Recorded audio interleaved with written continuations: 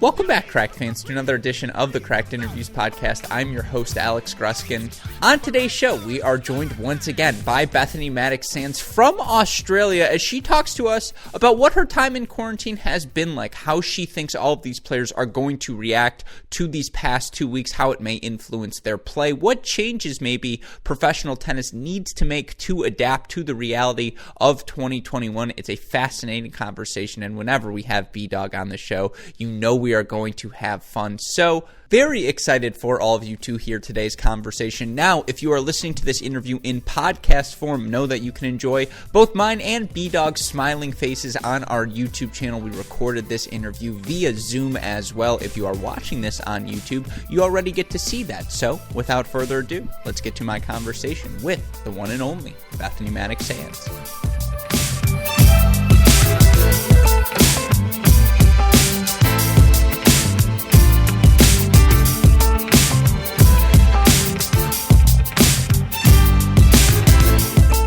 Joining us on the podcast again, she is a 9-time Grand Slam champion, Olympic gold medalist, returning champion here on our Cracked Racquets shows, hosts of so many media shows throughout the tennis universe. It's Bethanie Mattek-Sands. B-Dog, welcome back. You look like you are glowing from some Australian sunshine. How are you doing? Well, the 2 days of sunshine has been amazing. Let me tell you, I'm just glad I'm not sunburnt yet. So, but yeah, what a wild 14 days getting here. I mean, I was one of the players in that hard lockdown. We got that email as soon as we landed. Well, I should say after we took our first test, went to the hotel. We woke up to that email saying we couldn't go out of our rooms. I mean, and it honestly, and I'll be honest, I think it took every single player a little while to sort of wrap their mind around it and there's nothing you can do. So you had to figure out what your daily schedule was going to be. You had to get past the fact that you were going to compete 2 days after getting out of quarantine, after not playing tennis, not moving more than 3 steps for 14 days. So I think it was really, every player that came down here was okay with the restrict. I mean, it's pretty restricted anyways. We were only going to be allowed 5 hours to practice, to train. But for all of us that decided to come, we all thought that was enough for us to be prepared to give ourselves a good chance for Australian Open and the first tournament. So I think that kind of came as a big shock that I think it was 72 players were how many that ended up staying in the hard lockdown. And then we got out midnight. What was it? Midnight on Saturday? Midnight Friday night, and we 11:59. We all have our bags packed. We're by the door. We're in the hallway, and let me tell you, the whole ride to my Airbnb is the windows were down. My head was outside the window. I didn't even care if it was raining. Didn't matter.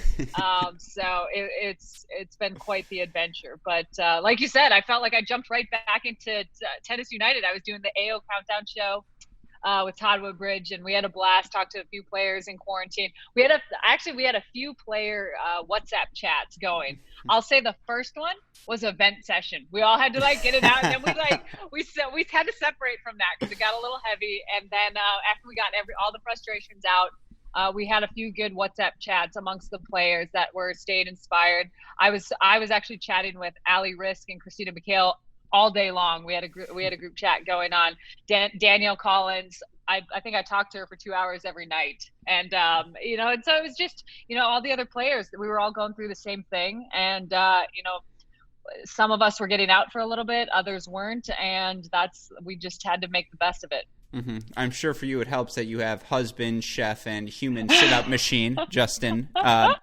standing right there with you as well. Justin, of course, and I got to see some of those videos. I mean, we'll get into them in a little bit. Yeah, I was going to ask you. I was going to ask you if you saw the killer couple workouts. Yeah, I was letting you get through the media answer in the first question. I was going to say we'll get to the fun stuff a little bit later because we got to get to the serious questions first. People have things they want to hear about. Yeah, no, relatively serious because you talk about that midnight practice session, and I apologize to our listeners for regaling them with another one of my club tennis tales. But our club tennis team practiced from 10 p.m. to midnight in college, which is I'm going to swear, it was awesome because it's like, it's late in the night and, you know, you're taking a break from studying or doing whatever it is you're doing, and you get to go hit, and there's a goofiness in the air and a looseness. And you guys all got to do that midnight practice session. I just have to imagine there was some sort of energy in the atmosphere where it had to have been one of the more joyful hitting sessions just on the grounds. You feel it in the air. Listen, I'm going to be honest. I had the option to play. So we got out at midnight, and the Australian Open was keeping the courts open the whole night. So if you want to practice at 2 a.m., 3 a.m., you could. I thought about it, and it was very tempting to run out there and be like, I'm free. I'm going to just practice for 2 hours, move around. I didn't want to with my sleep schedule. That was too important to me. So I was like, I'm going to go home. Like, we actually talked about it too. I talked about this with Christina. I talked about it with Allie, because they were like, are you practicing? And, you know, you did see some players take advantage of that. I think it was great that Australian Open stayed open. It had the lights on for players that wanted to do that. But for me, I got to my Airbnb. I got a good night's sleep. I woke up the next morning and I hit twice the next day. So but I will say this. Night practices and night matches, like I live for night matches. Australian Open has some of the best night matches, and US Open. I mean, seriously, both those tournaments, I have amazing memories of playing under the lights. So I'm with you on that, on the night practices. I just couldn't, after 14 days being locked down, like, to try and go practice at 2 a.m. I was like, I gotta manage my emotions right now first. I gotta start out slow. Like I had to control myself. I had to start out slow. The first practice was super easy up the middle. Even though I felt pretty good, you're still not used to like the depth perception, the movement, the recovery, all of that. So, you know, I wanted to take all that into consideration because I was playing a match a couple days later. I mean, I'm playing on Wednesday. So I feel like if I would have had more time, I maybe would have done that early morning practice session. But for me, it was just kind of important to maintain the routine a little bit of when I would actually be playing. Mm-hmm. And you talk about getting back on the court. I know you're not someone who spends 13 hours on the court anymore in your career for a practice session. That's just, you don't need to do that when you're BMS, B-Dog, you're this good, 9 Grand Slams. I know where that backhand's going. Don't worry about it, folks. I love it. I love how you say that. I mean, I am. I'm confident. Listen, I'm not going to lose the hands, the feel. Yeah. But I'm glad. I'm glad you said that. No, the saddest thing is I feel the same way at my level. So it's like, come on. Like, not, if I'm playing you, I'm like, yeah, I'm f***ed. But if I'm playing someone who's like a local schmo, like, I'm like, nah, I'll be okay. I'm not too worried about this. Anyways, the point being, the one thing I did suffer, and again, we hosted a Cracked Racquets tournament this summer, which is a really cool thing we got to do. But unfortunately, there were some backdraw withdrawals, and the tournament was the weekend of my birthday. And so Dalton says, hey, I have a birthday gift for you, Alex. And I'm like, oh, what could it possibly be? And he's like, do you want to go play this backdraw match? And I was like, do I want to play a backdraw match? Like, absolutely, I want to play a backdraw match. And so I haven't played a match, I don't know, 2 presidents ago, something like that. It's been a while, just to put it in perspective. And I did, and it was a blast. And you see this neckline, I'm still in pretty good shape. And like, that being said, I do. You got a good jawline there. I see it. That and the brows are the redeeming features. But we're going through the match, and we are off track here. We'll have fun. I told you, we'll have fun from the start. But and this is supposed to be the serious question. Yeah, the serious question is, I felt a blister on my toe. I felt my toe in pain, and I was like, oh, this doesn't feel good, but whatever. And then I'm going for a forehand, and I feel a pop. And I was like, that was the blister, and this was all in the course of a match. And, I am not a world-class athlete. You are. You push your body in ways far past anything I am capable of. And so that first day, the blisters, the toes, the sore hamstrings, all of those things, how real is that? And are you still feeling it 3 days in? Yeah. So if that was a long setup for the question. I apologize. No, I listen. I appreciate the color commentary. I really do. I like stories actually. So, but I will say I was keeping up with my fitness in the room. And again, you can only do so much. But I had a racket in my hand. I was kind of doing some volleys against the wall. And I will say that the volleys against the wall, actually help a lot with the forearm soreness. There's been times where I've been in great shape, but if I haven't picked up a racket and actually made contact with a ball, like I could feel amazing and my forearms just like this, and I gotta take it easy. So blisters, I was managing that a little bit. Same thing with the feet. I mean, I'm taking a couple steps on the carpet in my room. That's different than 3 or 4 steps and running to the net on hard courts. So I think all of that was one of the reasons why I took it a little bit slow, because again, like even if you feel great, a blister can take you down. It's like, it's no joke. If it's in the wrong place and you just can't tape it or pad it enough, like it's enough to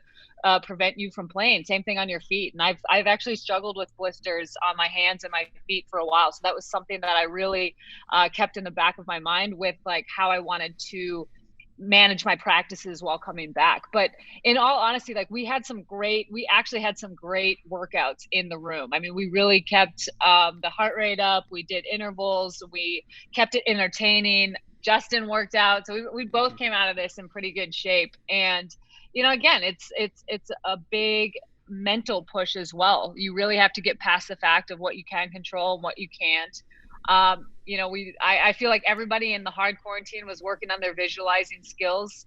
You know, you barely had enough space in some of the rooms. Some players had bigger rooms, but other players, a normal room, I mean, you couldn't hit a serve full. You had to kind of like choke up on the grip. So I think just a couple of those things was what I really wanted to focus on once I got back out on the court. And then again, managing the time are my hamstrings sore? You know, something like, if I haven't hit serves in a while, you're going to be landing on that left foot. So how does that calf feel? How does that hamstring feel? How does that glute feel?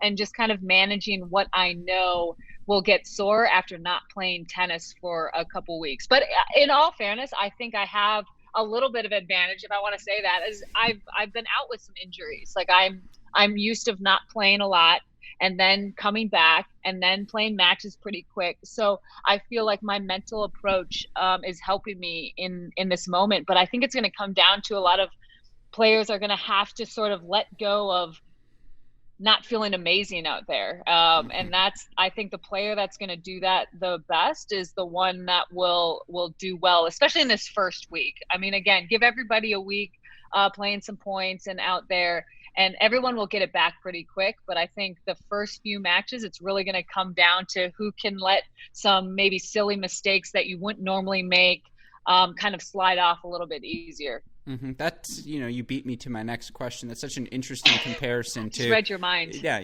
we have that synergy, B-Dog. And by the way, I'm glad you're talking about volleying against the wall. I'm glad you now refer to Justin's abs as the wall. That's good to hear. That means you guys are in a healthy place right now in a relationship. So yeah, exactly. Yeah, that's always good to hear. And again, I want to talk about the fitness, but there are a lot of different things here. You compare this quarantine, well, you know, it's not a direct comparison, but the 2 weeks of just solitary confinement, for lack of a better term, that's a little harsh. It's a little harsh, but lack of a better term, to having an injury, to, you know, that fact, and you have that sort of perspective where you've had 2 weeks where, for reasons outside of your control, you can't be on the tennis court, and so adapting in that moment. How helpful was that experience? I mean, you kind of referred to it there, but I feel like the veterans, anyone who's had an injury, who's, you know, maintain their fitness while not being able to hit tennis balls, if you've done that before, you do have an inherent advantage right now, right?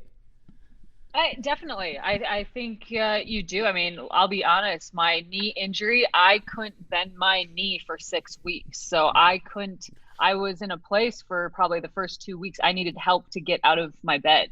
And I could do a lot more in quarantine than that. So, you know, granted, I couldn't go outside, so there were other obstacles and challenges to be faced. You know, my window didn't open, so I didn't get any fresh air or anything like that. But again, it's all perspective. And on a serious note, it was interesting because I was actually, I love reading quotes in the morning. It's part of how I start my mornings to get my energy up. And there were a couple Anne Frank quotes that came up, and it was really, you know, if I look at it in that capacity, like my scenario is not even comparable to other, like, and again, it's not to feel guilty or bad that maybe I'm feeling challenged in this, and, you know, I'm still staying at the Hyatt, but it's just, you know, I'm down here for, to get ready to play professional tennis at the best level possible. And you have to you have all these kind of conflicting thoughts. And even though I have been through similar scenarios, which I think are helpful, it was something new that I had to redirect my energy. And I had a great routine in the morning where I just went through, I have a morning, I give myself an hour where I journal, I meditate, I do things like that. And I found it helpful to sort of keep my perspective going in the right direction and keeping my energy up. But I'm definitely pulling from some of my past experiences of being out, of not being able to practice a lot before I go play a match. I think the challenge for me was this is probably the first time where I feel physically great and then I couldn't go play. Usually the only reason I'm not playing tennis or I'm not competing in a tournament or I'm not practicing is because something was bothering me and then I need to either rehab, recover, whatever. So, it's still a different experience, but in the end, we get to choose our approach and our reactions and our attitude. And I had to do a good mirror talk in our bathroom. I saw the steam bikes. That's an ideal. I mean, come on, that's pretty brilliant. Idea. It's brilliant. All right, we can't hold back any longer. We got to talk about the fitness, and then I'll get back to a serious question. Even before, because it's unfair. There's always who are the quarantine content MVPs, and I don't think you get judged in the realm of everyone else because you're a professional. You're not a mere mortal. You're a professional now? Yeah, you're a B-dog. You get the big gigs, Australian Open Countdown, and Tennis United. Come on, people expect excellence from you, and that's what you get. But maybe the nugget of all of the nuggets dropped in all of your videos, the way Justin folds the blankets before he puts all of the beds up, and it's a speed round of photos, right? But the meticulous fold, he goes corner, corner, corner, corner, then he folds it over. You're with him for 2 weeks and you're trapped in. I'm in awe.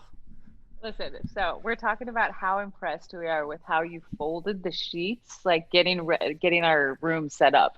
First of all, Justin is a little OCD, so that's that's real life. He didn't just do that because he knew we were videoing. That's real life. How our room was organized.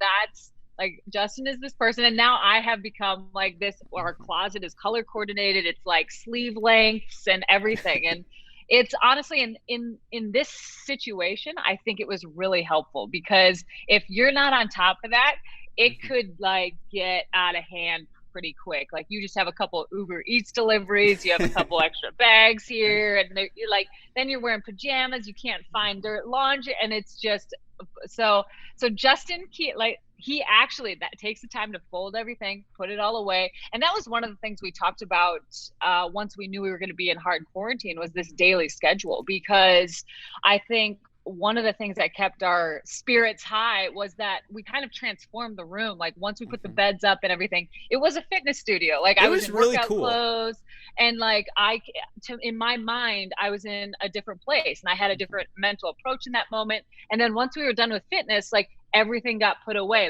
the bed got folded and things like that. So you just had this kind of fresh feeling all the time, which is something that that I would say would easily get lost if you weren't on top of that. But the other thing too is we actually had a daily schedule, because again, if you're in a room 24/7, you could wake up whenever you want. You could eat whenever you want. You could easily lose track of your days. And I was no, we're going to have, this is when the curtains are opening in the morning. This is when we're going to work out. This is when our daily Australian Open Zoom meeting is. This is what I want to do for tennis. This is our Netflix time. And we just categorized that every day. And it was actually really helpful, because I'll be honest, Justin and I have opposite daily life schedules. Justin's a night person. He'll stay up till 3 a.m. and he'll be productive till 3 a.m. I'm no, I need my beauty sleep. I need at least 8 hours. Lights go off at 10, and I need lights to go off. I'm not one of these people that can have a TV on, music in the background, and fall asleep. There needs to be lights dimmed, quiet, nice music, do my routine, and then I'll crash. So we kind of had to come to this happy medium where it's all right, this is how late we can stay up.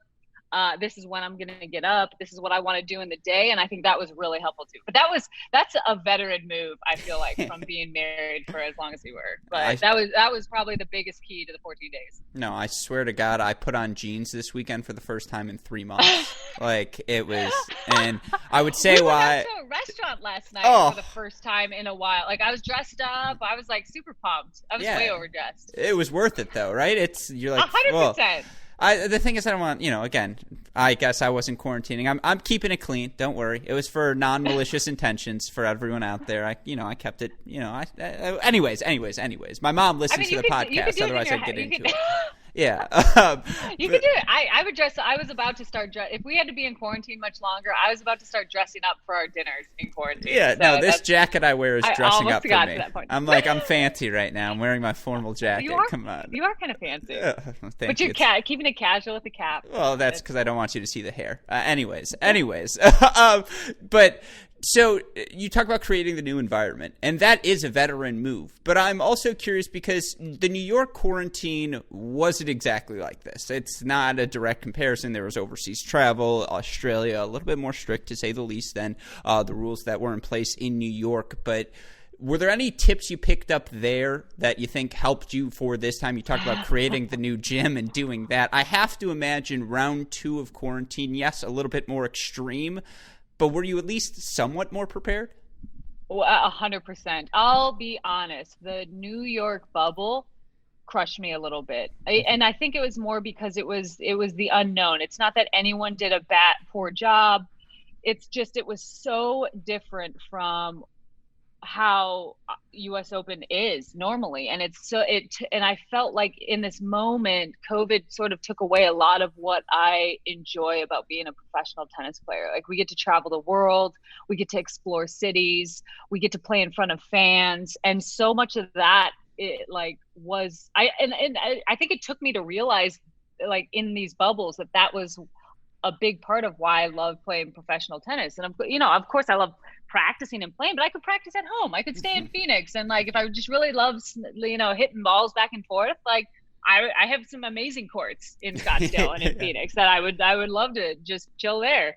But so I think the US Open bubble and the French Open bubble sort of helped me realize how important this daily schedule was, and finding things to do that will keep your energy up. Because when I kind of went into the Cincinnati bubble a little cold, and although we could go outside there, which was actually really nice. I think that's a big difference. And that's what made it really tough here in Australia. I think if we could have even had a little bit of time outside, even 30 minutes, something, I think that would have made a big difference. But again, it was out of our control. But I definitely think the bubbles from last year helped me be a little more organized coming into Australia. And I'll be honest, in December, I had to be honest with myself because if I was going to go, I had to be willing to accept that this is like, you're going to be quarantined. You're going to be in a bubble. Like, you have to go. So if you're going to decide to go, like, you're going to figure it out, or don't go, don't play. If it's going to be overwhelming, if it's going to take away the joy and the passion of playing, then don't go. So I kind of had that conversation with myself and with Justin and with my team, like, before I went, because there were a few times where it was like, I don't know if I want to go. Actually, I love tennis. And I think, a big plus for Australia was the light at the end of the tunnel was we would be out and we would be in a pretty normal environment, and we'd be playing in front of fans. So I was like, okay, I'm going to give the Australian Open bubble, like, some good energy. They almost beat me with that that email about the hard quarantine, but yeah, it's been the most extreme bubble so far, and in all honesty, I think it's been if we really want to talk about safest, I think if you want to create a real bubble, you almost have to do it this way. There was still, I think, I don't want to throw any other tournaments under the bus, but this is how you have to manage it if you really want no contact between people and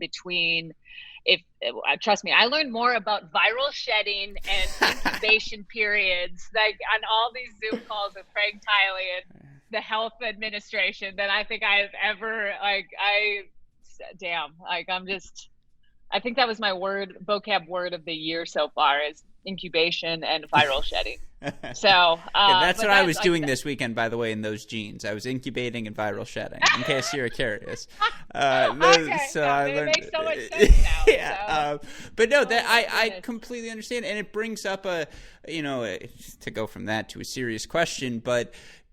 You look at, and there has been a release of the schedule moving forward. Hopefully there will be, some sort of facsimile to the South American swing. There will be some North American tournaments thrown in, some European tournaments thrown in as well. And, obviously that's going to involve a lot of traveling. It's going to involve a lot of going from site to site, minimal bubbling, let's go with bubbling, of the players as there are in Australia. And you talk about what is the 2021 season going to look like. Is the money there to do this? I don't know. But would it just from a player's perspective, I feel like 3 months or 2 months or just like 6 weeks of events in one location, it feels like an obvious solution, doesn't it?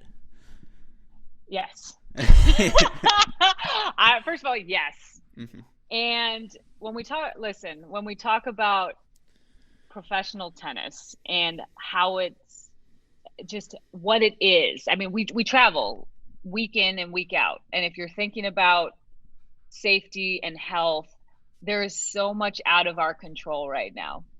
There will be players that are going to be unlucky almost every single week. Like we have to take public transport. We are not all getting on from the bubble here in Australia in a charter flight to go to our next tournament, which could be Dubai. I think the men have Rotterdam, Doha, wherever. Like we all get on public transportation and we're basically going like this. Like we could be having our masks, we can do everything. We're basically going like this, hoping that like when we get to the hotel that we're going to be good. And, obviously, again, learning more about this incubation process that sometimes symptoms don't come up for up to 14 days. And I mean, it's almost impossible to say that.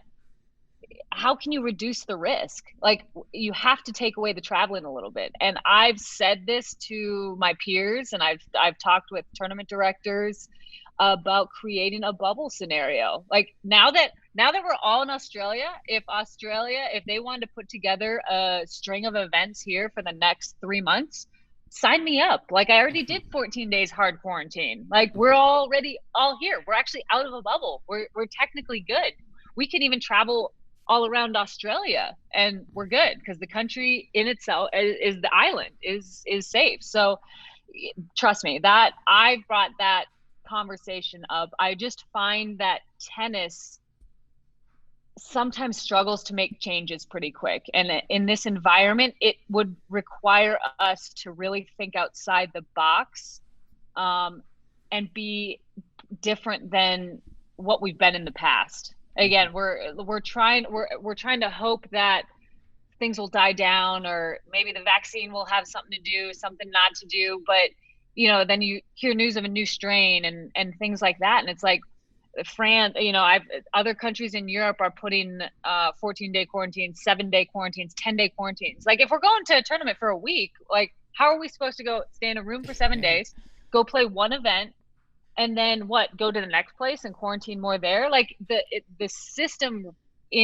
right now as it is actually unsustainable. Like, and if tournaments aren't selling tickets for fans, like we just have to come together and find a better solution. And I think there is. Like, I think we can dive into how can we stream better? How can we connect with fans more through digital, through social media? Like, can we create some red zone scenarios where you can see more matches? Like, can we we don't want to crush the tournaments that we can't travel to. Like, how can we work with these tournaments to, help those sponsors, even though we're in Australia? Is it about putting like Doha at the back of the court, even though we're in Adelaide?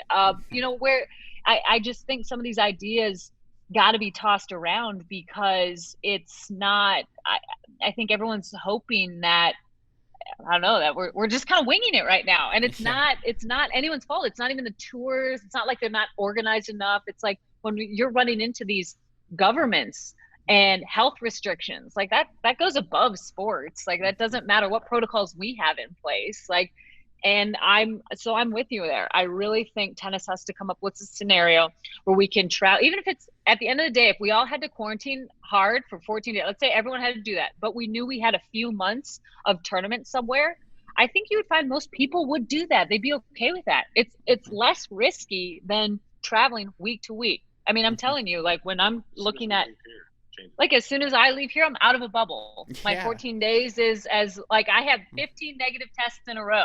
That goes out the window because I got to jump on a plane and I got to go to Dubai. And then I got to jump on another plane. I got to go to Doha. And I got to jump on another plane. You go to Moscow. And then we go, I mean, where, it's Spain, France, Italy. And as much as and that's the thing, like I love traveling. I love these tournaments and I love going to all these cities. But in the temperature right now, I just think the structure of tennis is unsustainable, and we have to have that conversation. Yeah, no, I agree.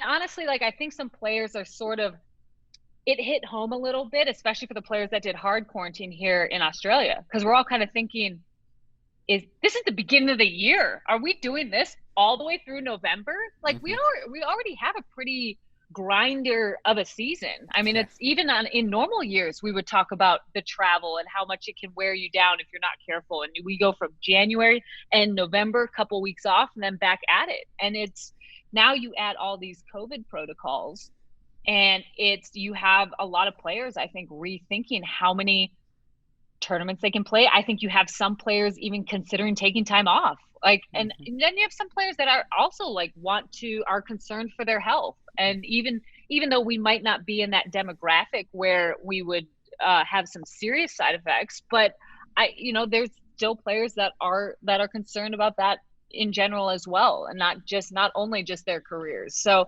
I just think we have to have these discussions, and I really hope that the tours, and obviously I'm close with Steve Simon, and I've been in the chats with Craig Tiley and Australian Open and even the US Open, the USTA, and I just think we all got to come together and have some of these sort of outside the box conversations, if you will, to figure out how we can keep tennis amazing. Yeah. No. And keep players wanting to play. Like you also don't want the scenario where it's a grind for the players and we're all just like, all right, we finally got to the court. Like, we want like, we're as an athlete, like we want to be fresh and like pumped and like, all right, match day, like we're all ready to go. And that's how you're going to get your best performance. And ultimately the fans will have the best entertainment with that mentality too. So we, forget like just creating happiness, along the way. So it's a lot of things. So that was a really long answer to that, but I think it's a really important question because, I'm feeling great. I want to play tennis. I love playing tennis, but I've even thought about how much I want to travel this year to play. Mm-hmm.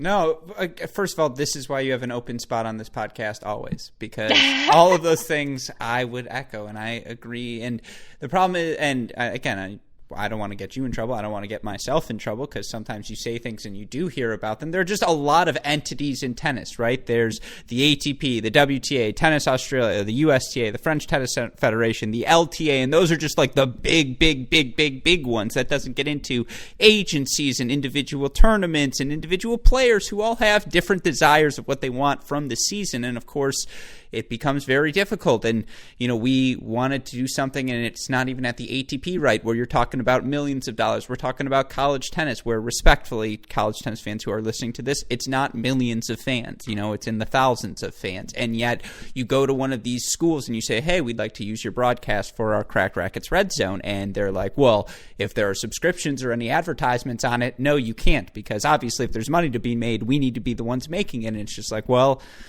respectfully, you then. Then we're in trouble because this is why this sort of thing doesn't happen. And by the way, this is where I get in trouble because I hope I didn't call out any specific school there. Yeah, no, I'm a big fan of all of the schools, and a lot of them have called since and said yes. And anyways, that was a humble brag there. You see how I worked in the humble brag as well? Yeah, no, that's good. Hey, I appreciate it. I do what I got to do. Yeah, but thank you.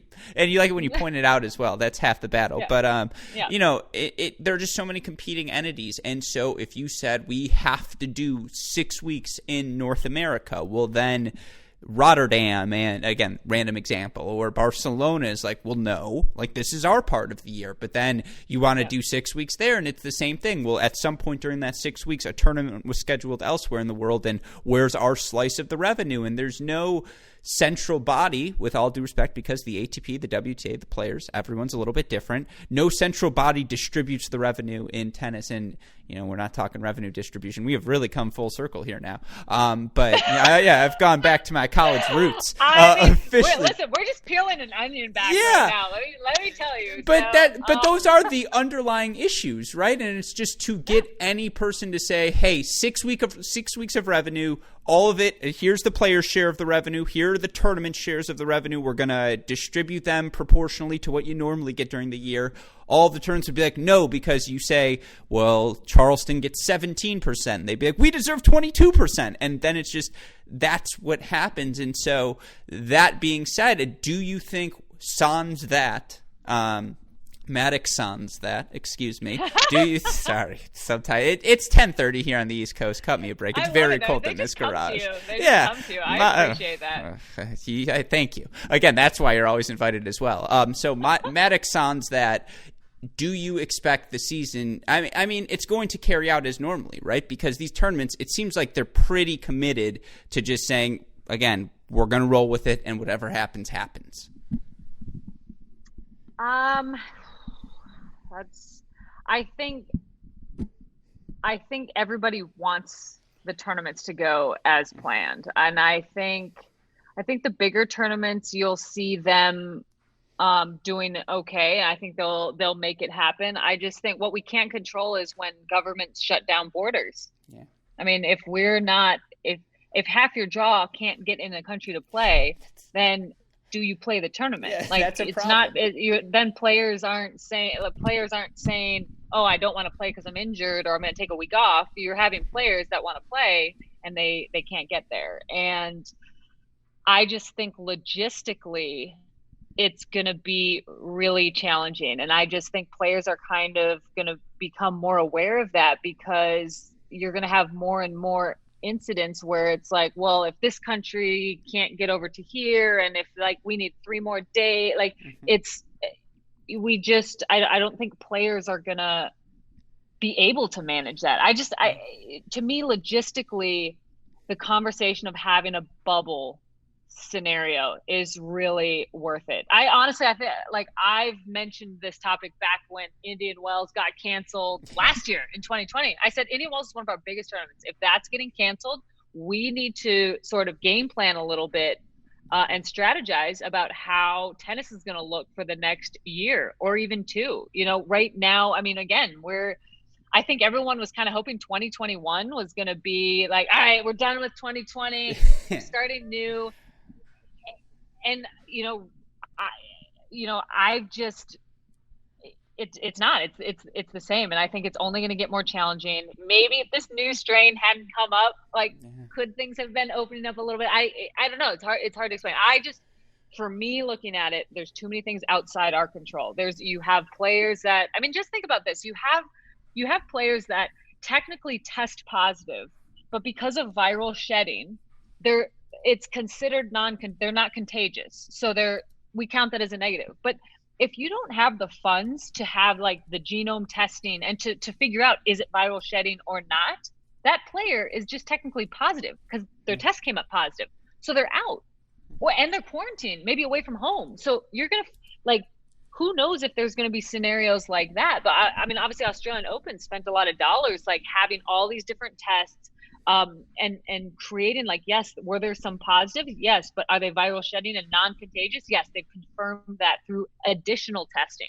But does every tournament have the funds to do that? Does the WTA and the ATP have the funds to do that week in and week out? Do these tournaments have the funds, especially if they're not, again, selling tickets to fans? Even if it's just a few fans in the stadium, that's not bringing in the revenues that these tournaments need. I just think it's a great opportunity to restructure personally. I think why right now, technically the points don't technically count for our rankings. I don't know how much people know about that. We right now, obviously, because Some people couldn't travel. Like, we didn't know how the scenario was going. So right now, you don't lose any points. You can gain points. So if I made quarterfinals of Australian Open last year, if I make it quarterfinals again this year, my ranking stays the same. If I lost first round, my ranking stays the same. If I made semifinals, I get additional points, so I could have the chance to move up. But then, so we're talking about how long are we doing this ranking system? Like because technically you can have players that don't play at all and they'll keep their ranking, which I don't think they should be taken away. Like, I'm not a proponent of saying like we need to put points on the line right now. I'm just saying it's an opportunity to test out a lot of different scenarios that we could do in tennis. Could we do more team tennis styles? Could we do more round robin styles? I mean, think about this. Let's say you go through all the testing, all the bubbles, all the travel, all the quarantines. The way tennis is set up right now, you lose, you're out. So half the draw is doing all of that for one match. Yeah. That's just not feasible. It's not. And I get and that's where I just think the conversation, again, I don't have all the answers. I'm just saying, here's how I'm looking at it. That's not sustainable. And that's not like, we can come up with something better, especially now. If we're saying that, hey, the points, we're kind of freezing the points a little bit in the rankings, like, that's fine. Like, I'm good with that. But then let's test out some other things and see if maybe team tennis helps us connect with fans more. Maybe we can let's try shortened scoring format. So maybe we can play more matches in a week or in a few weeks. And I just think those ideas should be tossed around, and tennis just loves its history. And I love it too. Like, don't get me wrong, I appreciate the history, but I think in this time period right now, in this temperature in the world, we have to consider some outside the box thinking. No, you have the opportunity to experiment and get away with it, because if something doesn't work, you can say, well, it was the COVID year and we were just trying something new and it didn't work. And like, case in point, you talk about team tennis, you were at the Greenbrier, and obviously we've talked about your experience since then, but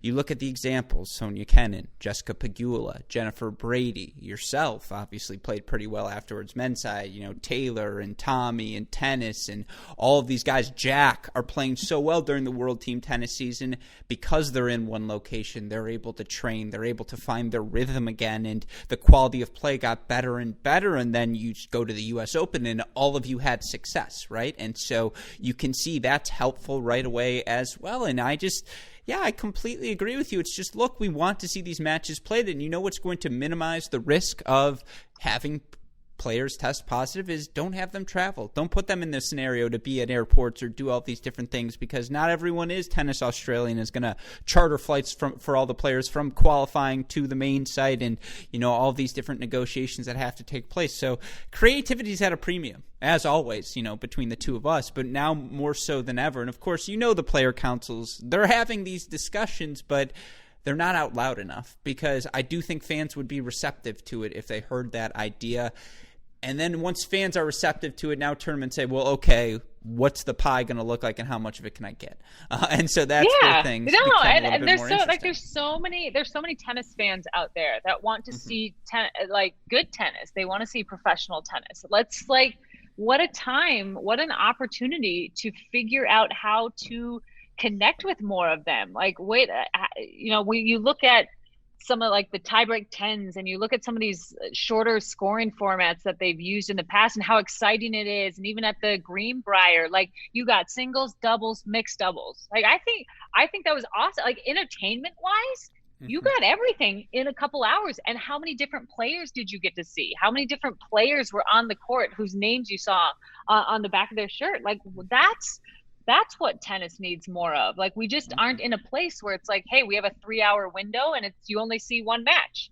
We can do better than that. Fans do want more than that. Fans, I think singles is its own entertainment, doubles is its own entertainment, mixed doubles its own. They're different products. They're different game styles. You have different players that are good at each one. Some are good at all of them. Some are only good at one. But there's an equal amount of entertainment in all of these. And then it comes down to marketing that way, and how do we get fans seeing it and getting excited about it. I mean, that's one of the reasons why I like doing TV, because I feel like it's a good place to kind of bring some energy to a sport that's really, I mean, you've seen world-class tennis up close. Like, they're fast, they're athletic, and it's like, and I sometimes feel like the TV angles don't do tennis enough justice. Like, we need to come up and like really refresh tennis, because it's an awesome game. It's given me a lot. It's a sport you can play from when you're young till when you're old. And we have so many fans worldwide. I mean, how international is tennis? And I just think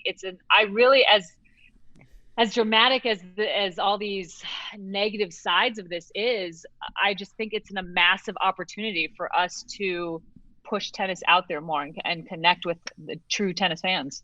Yeah, no, I mean, again, I once had we were doing a podcast interview with the Ohio State men's tennis coach, and I once asked him, how do you grow the appeal of the sport? And it was not an answer I was expecting, but he goes, everyone's got to wear a size tighter clothing. He goes, if you look at these athletes, they're incredible athletes, and like men, women show it off because they've all got six packs. Like, they're all the best. The body fat counts are under 3%. Like, it's all looking really good. And you know, again, he said it and I didn't, so I could just be like, yeah, without being weird. But I was like, yeah, no, he's definitely there's some credence to that line of thought that I agree with you. It's just be experimental, try different things. Don't get caught up in the stuffiness of the traditions of the past just because you want to do that. Now, again, I promised you 30 minutes. We've hit the 45 mark. I just want to, I've got a rapid fire here. Few questions for you, then we can rock and roll. I promise. All right, rapid fire. Here we go.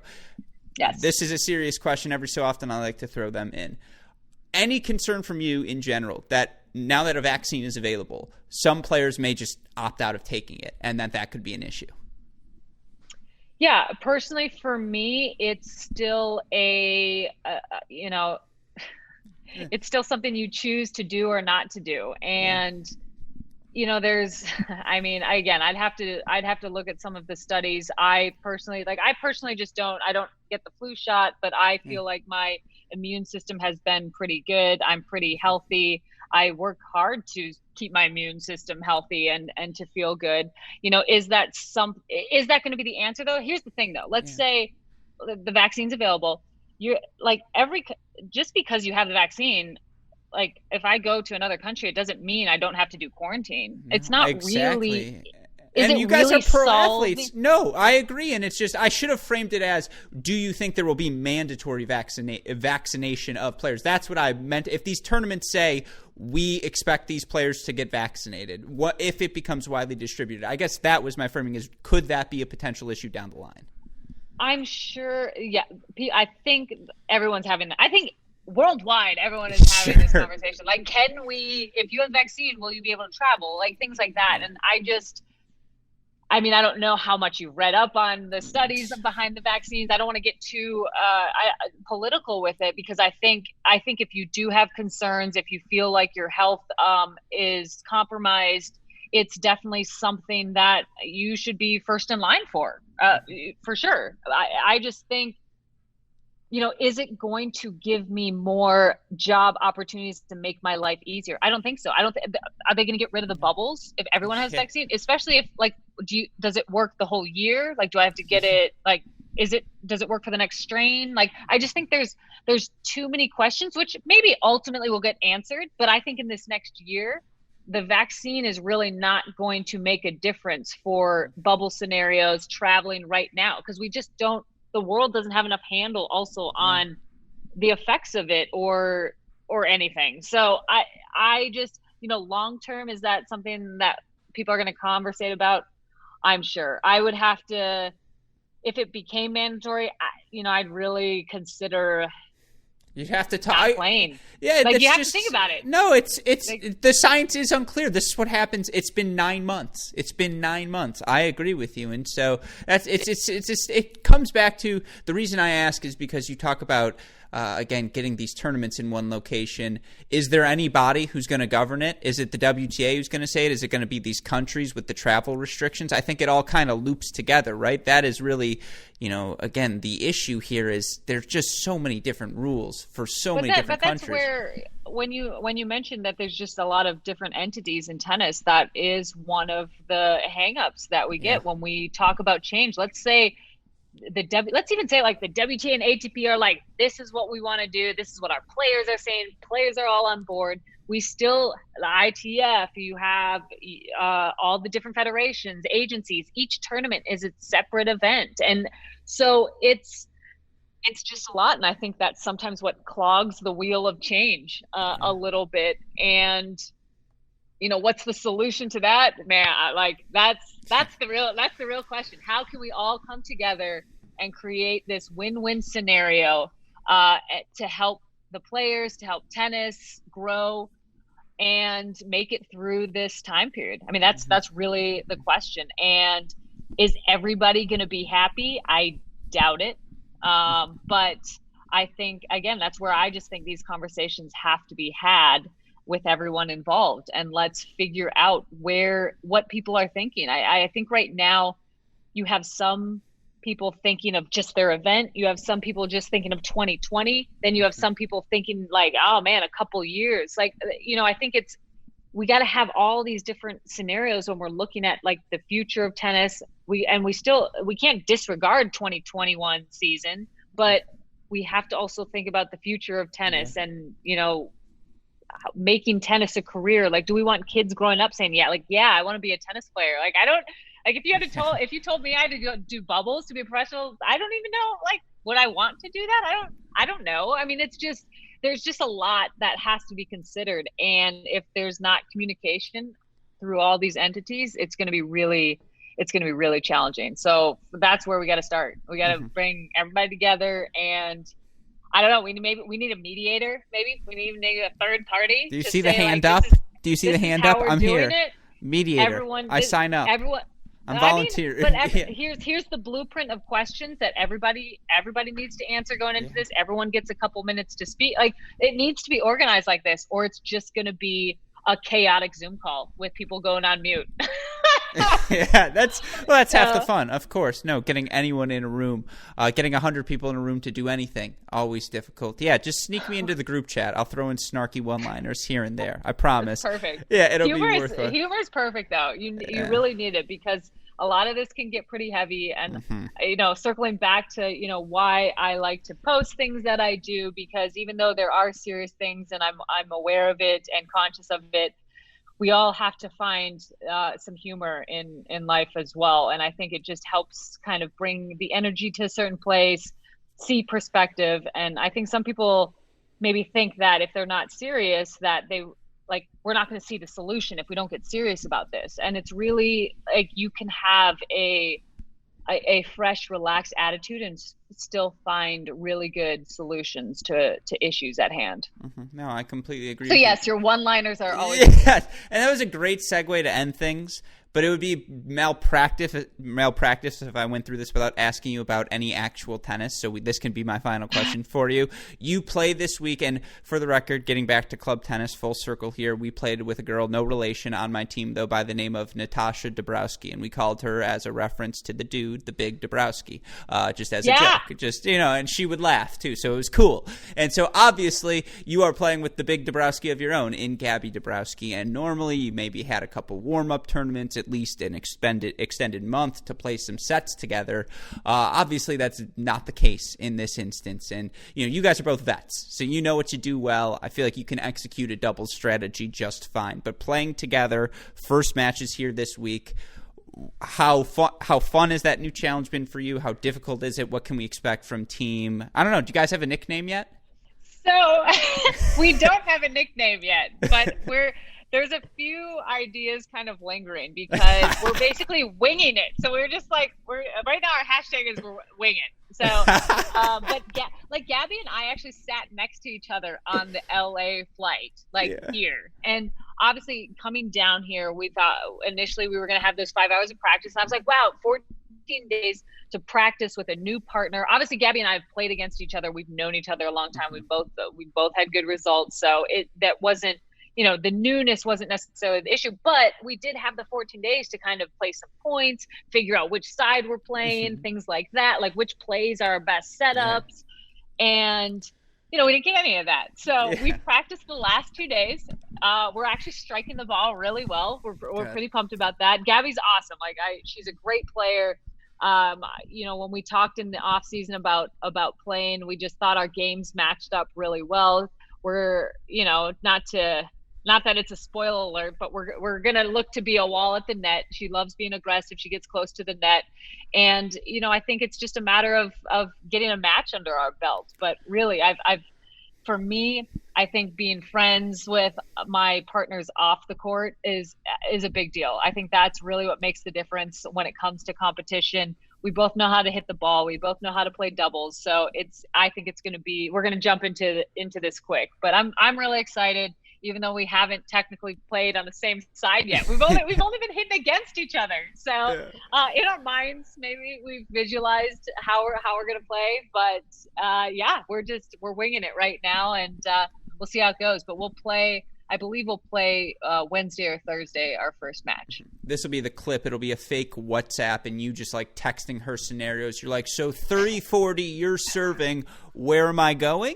And it's like a speed dating round. And she's like, if she's like, you stay, you'll be like, that was the wrong answer, Gabby. I'm going. Like, just so let's be clear here. And so I'm just imagining a lot of that. Actually, here's the scenario. What are we doing? What's the game plan? So maybe I think that's actually after the next practice, I think we're gonna talk about that a little bit. We're both playing singles this next event too. So that will be the first match we play. Then we'll be playing our doubles probably the day after. So it will be nice to be competing again. But I'm really pumped to be playing with Gabby. I think I've always respected her game. We've had some tough matches. It's gone both ways against each other. We played each other in doubles and mixed doubles. So I think it's kind of cool that we're on the same side now. Mm-hmm. And I saw the Tennis United video, so I know the chemistry's there in advance as well. And so, again, we will all look forward to that on court. And I know you are doing Australian Open Countdown, but for all of our listeners out there, what else can they expect for you in the build-up, or I suppose throughout this Australian summer? I don't know if I could possibly do more social media than I'm doing right now. The last couple days, I haven't posted that much actually because I'm doing things outside. I was like, guys, I'm not even checking my phone right now. So believe it or not, my life isn't quite all about Insta, even though I love sharing my life with my fans. I think that was a big part of social media for me. It was just a way to connect to people who wanted to follow my process and get to know me. Versus just something that you'd maybe read in a clipping or at a press conference or, in some news article. And that's always been my goal for social media. But I try not to let it consume me a little bit, even though Justin is one of those hashtag husbands of Instagram, takes pictures everywhere. But it's all fun. So I'm right now, it's really, you're the only media I've done, I'll be honest, in the last few days because, once we got out, I was like, all right, practice schedule, training schedule, recovery schedule, sleep, eating, it's all been about that right now, getting ready. But I always do something. So you will see me somewhere. It's right now it's on the court. You can see it on my face. You called me media. That's very kind of you. Yeah. I'm smiling. I'm very flattered. That's and awesome. Again, I saw Justin as a human sit-up machine, and I was like, God, I could never do that for someone. I was so devastated. Listen, 14-day challenge, you could probably do it. I could do the sit-ups. I couldn't be the sit-up bar.